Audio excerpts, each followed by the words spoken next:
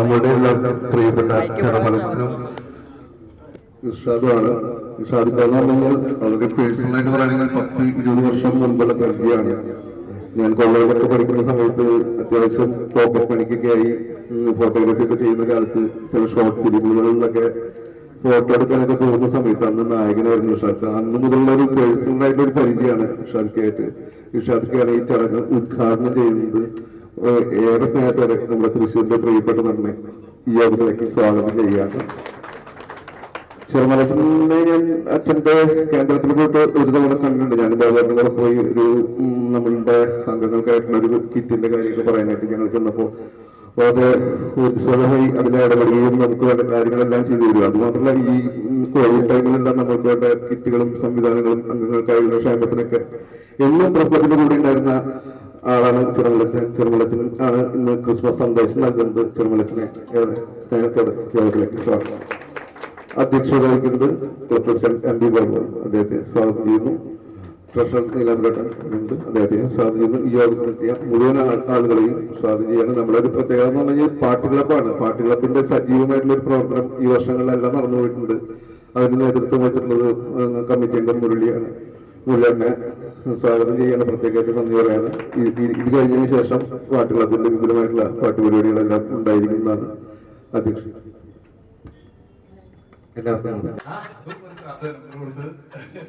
സുല്ല എന്നെ വിളിച്ചിട്ട് ഇങ്ങനെ പരിപാടി. അപ്പൊ ഞാൻ സുല്ല വിളിക്കുമ്പോൾ ഞാൻ IFFK സിനിമ കണ്ടോണ്ടിരിക്കുകയാണ്. തിരിച്ചു വിളിച്ചപ്പോ ലേഖകൻ ഉണ്ടായിരുന്നു, ബാബുൻ ഉണ്ടായിരുന്നു, അതിന് വേണ്ടിയിട്ടായിരുന്നു. ഞാൻ പറഞ്ഞു അവിടെ രഞ്ജിത്തൊക്കെ ഉണ്ടല്ലോ. രഞ്ജിത്തല്ലേ ഇപ്പൊ സെക്രട്ടറി പ്രസിഡന്റ് എന്തോ ഉണ്ട്. ഞാൻ അറിയാൻ എനിക്ക് ഇങ്ങനെ വാർത്തകളൊക്കെ നമ്മളൊക്കെ വളരെ ശ്രദ്ധിച്ച് കാണുന്ന ഒരാളാണ്. അവര് വിളിച്ചോളൂ, നോക്കട്ടെ, ഞാൻ ഫ്രീ ആണെങ്കിൽ കയറിക്കോളാം, നല്ല ഓട്ടമുള്ള ദിവസമാണെന്നൊക്കെ പറഞ്ഞു. അത് കഴിഞ്ഞിട്ട് ഒരു ദിവസം വൈകുന്നേരം ഞാൻ കോളിലുള്ളപ്പോൾ രഞ്ജിത്തിന്റെ കോള് വരെ എനിക്ക്. അത് കഴിഞ്ഞ് എന്റെ കോളും വെച്ച് കഴിഞ്ഞിട്ട് ഞാൻ തിരിച്ചു വിളിക്കാം. അപ്പൊ എന്നോട് ആരാ? ഒരു രഞ്ജിത്തെ ഞാന്. ആര് ഞാൻ? ഓ നമ്പറൊന്നും ഇല്ലല്ലോ, വെറുതെ നിങ്ങൾ വിളിക്കല്ലേ. അത് മിനിമം സേവ് ചെയ്യാൻ ഒരു മര്യാദയിൽ കാണിക്കും. 20 വർഷത്തെ പരിചയമുള്ള ഒരു സുഹൃത്ത് നമ്പർ കിട്ടിയപ്പോ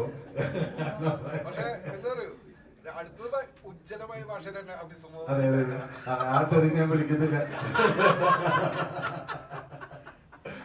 അപ്പൊ അത്രയും ഞാൻ പറഞ്ഞാൽ ഇപ്പോ അവിടെ ഇരിക്കേണ്ട രാജേട്ടൻ അയൽവക്കത്തൊക്കെ എത്ര നിങ്ങളിലൊക്കെ എത്ര കാലമായിട്ടുള്ള സൗഹൃദം പറയും. ഇപ്പൊ എന്നോട് ചോദിക്കുന്ന ഞങ്ങള് കുന്നംകുളത്ത് ബാബു എന്ന് പറയുന്ന സുഹൃത്തിന്റെ വീട്ടിലാണ്. എന്റെ ക്രിസ്മസ് എന്ന് പറയുന്നത് ചെറുപ്പത്തില് നമ്മളൊരു മുസ്ലിം ഏരിയയിലായതുകൊണ്ട് ക്രിസ്മസ് അവിടെ അങ്ങനെയല്ല. അപ്പൊ ബാബുവിന്റെ വീട്ടിലാണ് ആദ്യമായിട്ട് നമ്മൾ ക്രിസ്മസ് ആഘോഷിക്കാൻ പോകുന്നത്. അന്നുള്ളതാണ് രാജേട്ടൻ. അന്ന് ഇപ്പോഴും വന്നോളം ചോദിക്കും ബാബുന്റെ വഴിക്ക് നേരെ പോകണം. ഞാൻ പറഞ്ഞു ബാബുന്റെ വഴിക്ക് പോകുന്ന പ്രാവശ്യം ഞാൻ ബാബുവിനെ വിളിച്ച് വിഷ് ചെയ്ത് കാര്യങ്ങൾ പറഞ്ഞു. എനിക്ക് തിരൂര് മലപ്പുറം സൈഡിൽ 2 കല്യാണങ്ങളുണ്ട്, അവിടെ പോകണം. അപ്പൊ അങ്ങനെ ബാസിന്റെ അവിടെ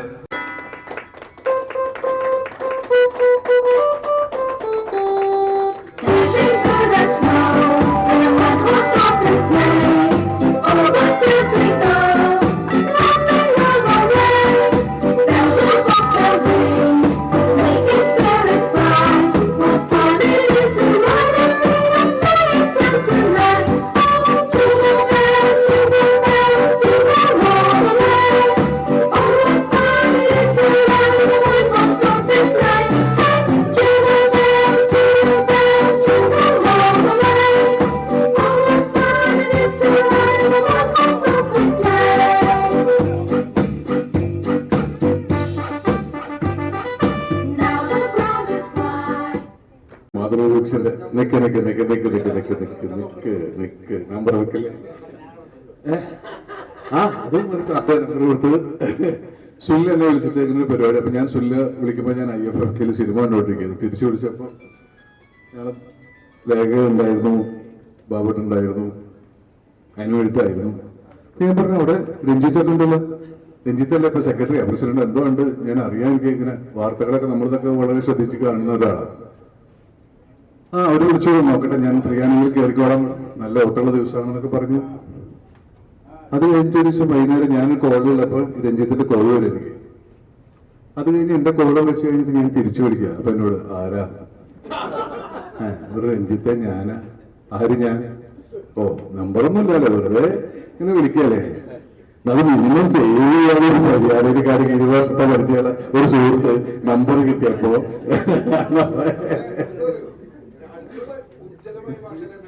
അതെ അതെ അതെ ആ തെരഞ്ഞെടുപ്പ് വിളിക്കുന്നില്ല. അപ്പൊ അത്രയും ഞാൻ പറഞ്ഞാൽ ഇപ്പൊ അവിടെ ഇരിക്കുന്നു രാജേട്ടൻ അയലോകത്തൊക്കെ എത്ര തിങ്കളിലൊക്കെ എത്ര കാലമായിട്ടുള്ള സൗഹൃദമാണെന്ന് പറയും. അപ്പൊ എന്നോട് ചോദിക്കുന്ന ഞങ്ങള് കുന്നംകുളത്ത് ബാബു എന്ന് പറയുന്ന സുഹൃത്തിന്റെ വീട്ടിലാണ്. എന്റെ ഒക്കെ ക്രിസ്മസ് എന്ന് പറയുന്നത് ചെറുപ്പത്തില് നമ്മളൊരു മുസ്ലിം ഏരിയയിലായത് ഒരു ക്രിസ്മസ് അവിടെ അങ്ങനെയല്ല. അപ്പൊ ബാബുവിന്റെ വീട്ടിലാണ് ആദ്യമായിട്ട് നമ്മൾ ക്രിസ്മസ് ആഘോഷിക്കാൻ പോകുന്നത്. അന്നുള്ളതാണ് രാജേട്ടൻ. അന്ന് ഇപ്പോഴും വന്നോടെ ചോദിക്കും ബാബുലോടിക്ക് നേരെ പോകണം. ഞാൻ പറഞ്ഞു ബാബുലോടിക്ക് പോകുന്ന പ്രാവശ്യം ഞാൻ ബാബുവിനെ വിളിച്ച് വിഷ് ചെയ്ത് കാര്യങ്ങൾ പറഞ്ഞു. എനിക്ക് തിരൂര് മലപ്പുറം സൈഡിൽ 2 കല്യാണങ്ങളുണ്ട്, അവിടെ പോകണം. അപ്പൊ അങ്ങനെ ബാസിന്റെ അവിടെ ബാങ്കിലിന്റെ പോകാൻ. അപ്പൊ അങ്ങനെ ഭയങ്കര സൗഹൃദവും സ്നേഹമുള്ള പലരെയും ഇവിടെ പേര് പറഞ്ഞു വിളിക്കാവുന്ന പരിചയമുള്ള ആളുകളാണ്. അപ്പൊ ഇവിടെ വരുമ്പോ തന്നെ ഒരു സ്നേഹവും സന്തോഷമൊക്കെ തോന്നുന്നുണ്ട്. അതേസമയം തന്നെ വല്ലാതെ ആകുലതകളും ഉണ്ടാക്കുന്നുണ്ട്. അപ്പൊ ഞാനിപ്പോ കേക്ക് കട്ട് ചെയ്തപ്പോ ഇനി എത്ര കാലം ഇങ്ങനെ ഒരു ക്രിസ്മസ് എന്ന് പറഞ്ഞിട്ട് കേക്ക് കട്ട് ചെയ്യാൻ പറ്റുമെന്നുള്ളൊരു വിഷമം. കാരണം കഴിഞ്ഞ ദിവസം ഒറീസയില് വഴിയിൽ ഇങ്ങനെ ഇതാ ക്യാപ്പും ഒക്കെ വിൽക്കുന്ന കുട്ടികളെ വന്നിട്ട് തടുത്തുകൊണ്ട് ഇതൊന്നും പറ്റില്ല, അത് ഹിന്ദുരാഷ്ട്രമാണ്, ഇത് നടക്കില്ല എന്ന് പറയുന്ന രീതിയിൽ ആളുകൾ ബഹളം വെക്കുന്നു. UP ക്രിസ്മസ് അവധി ക്യാൻസൽ ചെയ്തുകൊണ്ട് അവിടെ വാജ്പേയി ജന്മദിനം ആഘോഷിക്കാനുള്ള പരിപാടി നടത്തുന്നു. അപ്പൊ ഇത് വലിയ ആശങ്കകളിലൂടെയാണ് നമ്മുടെ നാട് കടന്നു പോകുന്നത്. അപ്പോൾ അതിനൊക്കെ പ്രതിരോധിക്കാനുള്ള ഏറ്റവും കരുത്ത് നിങ്ങൾക്കാണുള്ളത്. നിങ്ങളുടെ ഭാഗത്തുനിന്നാണ് ഏറ്റവും ശക്തമായ ഇടപെടലുകൾ ഉള്ളത്. അതിനപ്പുറത്ത് കക്ഷി രാഷ്ട്രീയത്തിനപ്പുറത്ത് നിന്ന് രാജ്യത്തിന്റെ ഐക്യവും നന്മയും. ഇപ്പൊ ഞാൻ പറയുമ്പോൾ ഇപ്പൊ നമ്മളിവിടെ കൂടിയുള്ളതിനാണ് പരസ്പരം. ഇന്നിപ്പോ നിങ്ങൾക്ക് നിങ്ങളുടെ വീട്ടിൽ ചെലവഴിച്ചാൽ മതി.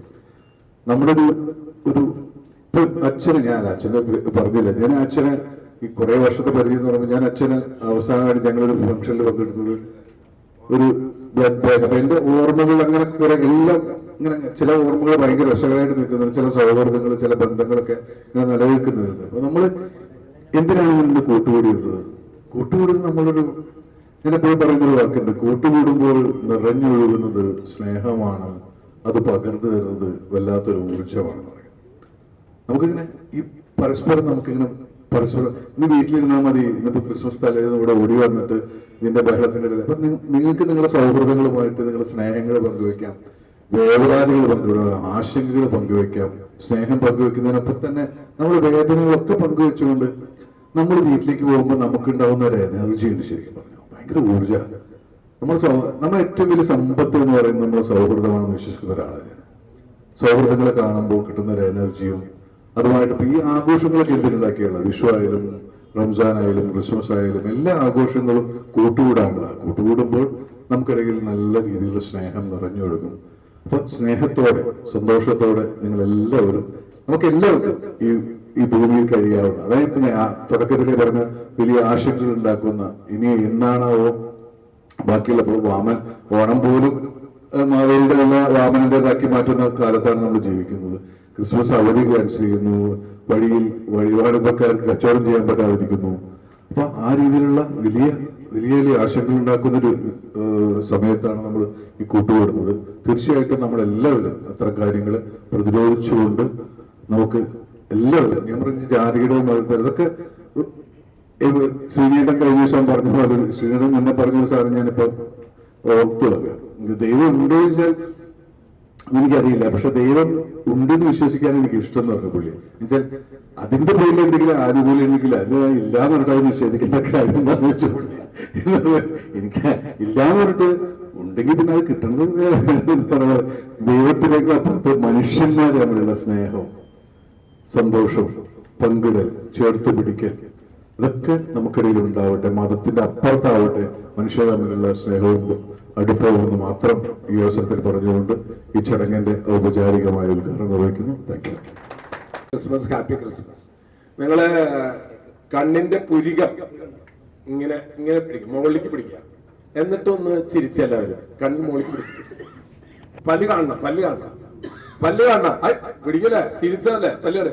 കണ്ണിന്റെ പുരികം കാണിച്ചിട്ട് പല്ല് കാണിച്ചിട്ട് ചിരിച്ച് നല്ല രസമുണ്ട് കാണാൻ, നല്ല രസമുണ്ട്. തന്റെ പല്ല് കാണില്ല, മീശയല്ല നീ ധരിക്കുന്നത്. ഒരു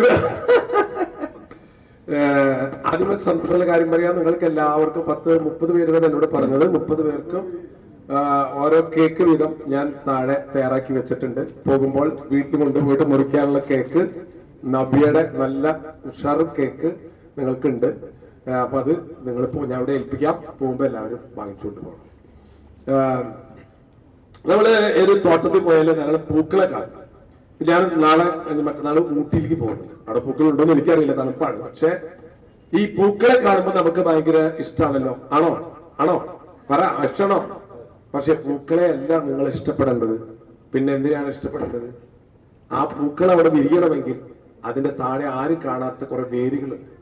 ആ വേരുകൾ ആണ് ആ പൂക്കൾക്ക് സൗന്ദര്യം കൊടുക്കുന്നത്. ശരിയാണോ? ശരിയാണോ? ആ വേരുകളുടെ പേരാണ് ബന്ധങ്ങൾ.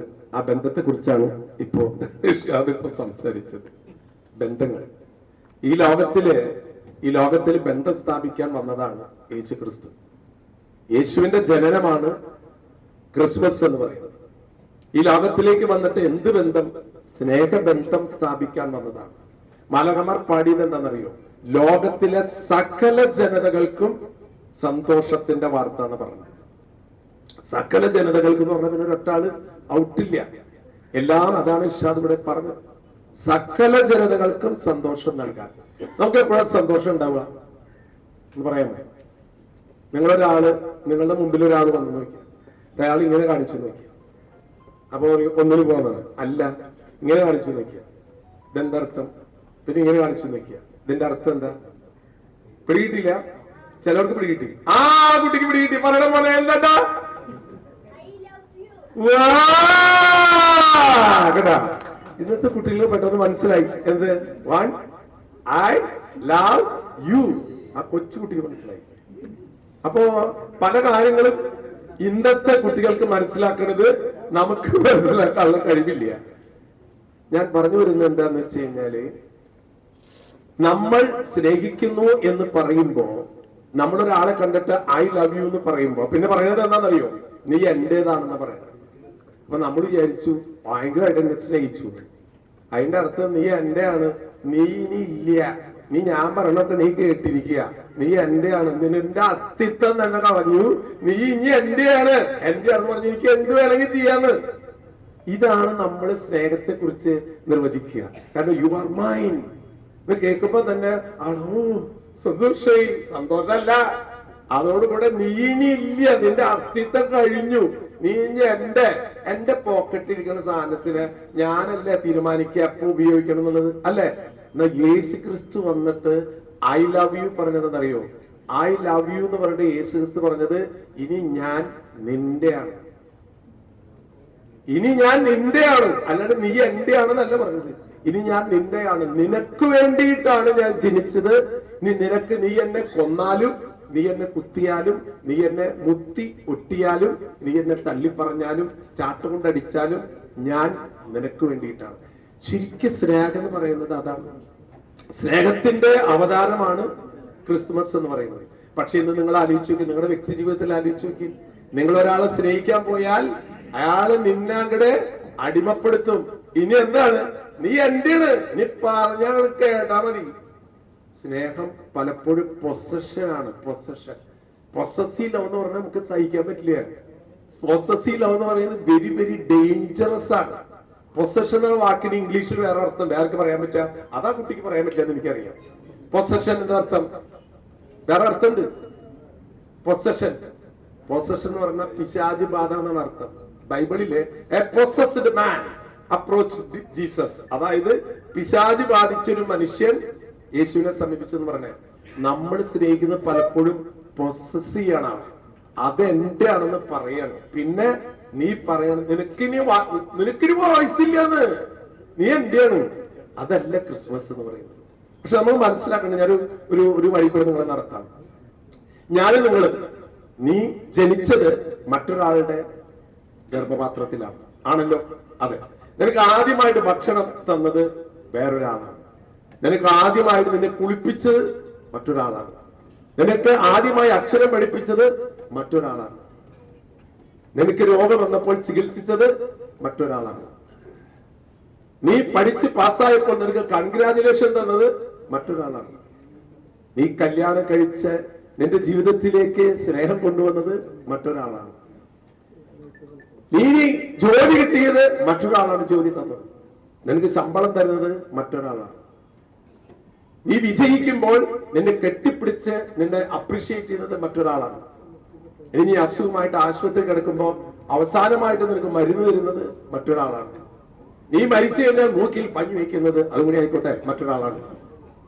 നീ മരിച്ചു കഴിഞ്ഞാൽ കൊണ്ടുപോകാനുള്ള മഞ്ചി ഉണ്ടാക്കുന്നത് മറ്റൊരാളാണ്. നിന്നെ ചുമന്നു കൊണ്ടുപോകുന്നത് മറ്റൊരാളാണ്. നിന്നെ കുഴിച്ചിടാനുള്ള കുഴി വെട്ടണത് മറ്റൊരാളാണ്. നിന്നെ അവിടെ മഞ്ചയിൽ ആ കുഴിയിൽ വെച്ച് അടക്കുന്നത് മറ്റൊരാളാണ്. അടക്കി കഴിഞ്ഞിട്ട് അവിടെ നിന്നിട്ട് നിനക്ക് വേണ്ടി കണ്ണുനീർ പൊഴിക്കുന്നതും മറ്റൊരാളാണ്. അപ്പോൾ നമ്മൾ എത്രമാത്രം ഈ ലോകത്തിൽ മറ്റുള്ളവരോട് കടപ്പെട്ടിരിക്കുന്നു. ആ കടപ്പാട് തീർക്കലാണ് യഥാർത്ഥത്തിൽ സ്നേഹമെന്ന് പറയുന്ന വാക്കിന്റെ അർത്ഥം. അല്ലാതെ എനിക്ക് നിങ്ങളൊക്കെ അത് നിങ്ങൾക്ക് എനിക്ക് തരണം എന്ന് പറയുന്നതല്ല. ഇതൊക്കെ നമുക്ക് CK മേനോൻ ഇത് പണിത് തന്നത് വേറെ ആളല്ലേ? അതാണ് ഈ പറഞ്ഞത്. നമ്മുടെ ജീവിതത്തിലെല്ലാം നമുക്ക് കിട്ടുമ്പോ നാം മനസ്സിലാക്കേണ്ടത് കടപ്പാടുകൾ കൂടെയാണ്. അവിടെ ഞാൻ എപ്പോഴും ചിന്തിക്കും എനിക്കൊന്നും തരില്ല എന്ന് പറയും. തന്നാ അതൊക്കെ കടണം, അതൊക്കെ തിരിച്ചു കൊടുക്കണം. കിട്ടിയില്ലെങ്കിലോ കൊടുക്കണ്ട, കിട്ടിയാലോ അത് കൊടുക്കണം. അത് കൊടുക്കണോ അത് കൊടുക്കണേ അത് കൊടുക്കണമെന്ന് പറഞ്ഞ അതേപോലെ കൊടുക്കണമെങ്കിൽ നമുക്ക് കിട്ടാണ്ടിരിക്കണതാണ് നല്ലത്. കിട്ടിയ പ്രശ്നമാണ്. കിട്ടിയാലത്തെ സന്തോഷം കിട്ടുമ്പോ കഴിയും. ഈ കേക്ക് തന്നില്ലേ, ഈ കേക്ക് കഴിച്ചു കഴിയുമ്പോ നിങ്ങൾക്ക് കുറച്ച് കഴിയുമ്പോ അതിന്റെ സന്തോഷം പോകോ നിക്കോ? പറ, പോക നിക്കോ? പിന്നെ കേക്ക് നോക്കിയിരിക്കല്ലേ?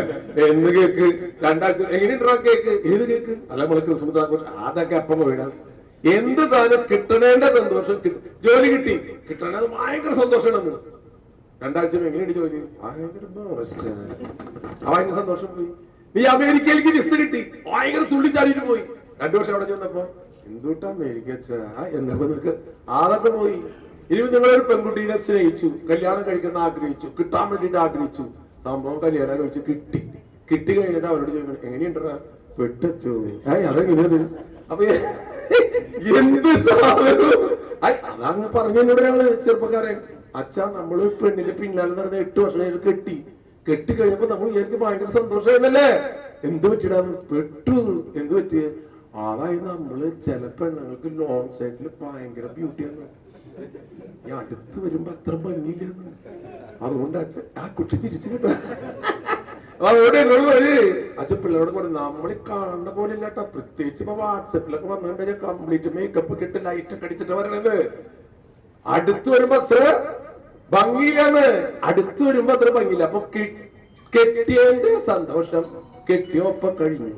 പിന്നെ കംപ്ലീറ്റ് അതാണെന്ന് എനിക്ക് പറയുന്ന ആൾക്കാര് ഈ കല്യാണത്തിന് മധുരം കൊടുക്കുന്നത് അതാണെന്ന് പറയണേ.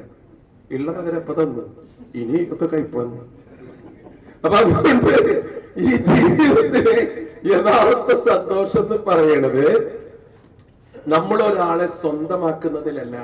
നാം ഇപ്പൊ കേക്ക് കണ്ടോ? ഈ കേക്കിന് ഇനി അസ്തിത്വമില്ല. കേക്ക് മുറിച്ചു, ഇനി കേക്ക് എന്ന് പറഞ്ഞാൽ കൊണ്ടുവന്ന് കേക്ക് പിടിയുണ്ടാ? കേക്ക് പിടി ഉണ്ടോ ചേച്ചിയ? ഇല്ല, കഴിഞ്ഞു. അതാണ് യഥാർത്ഥ സ്നേഹം. അതായത് നമ്മൾ കൊടുത്ത് അവസാനിക്കണം. നമ്മൾ കൊടുത്ത് അവസാനിക്കണം.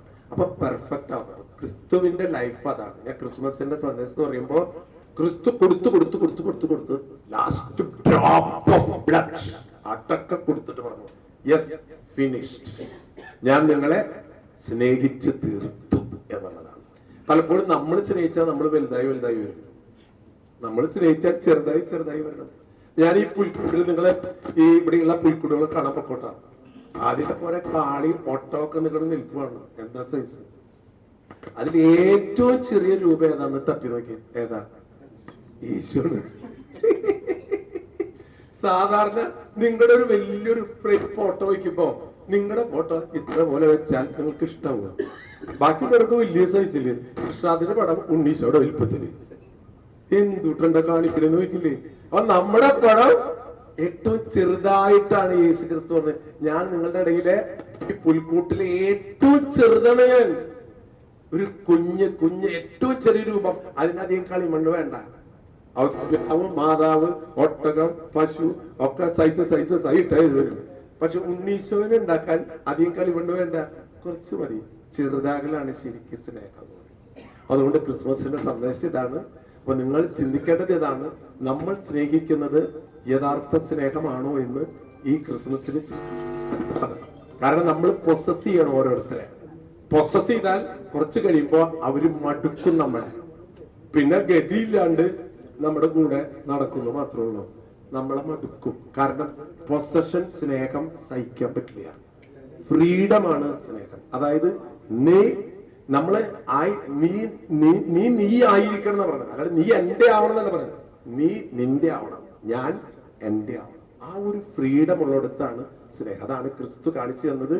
ആ സ്നേഹമാണ് ക്രിസ്മസിന്റെ സന്ദേശം. Thank you very much.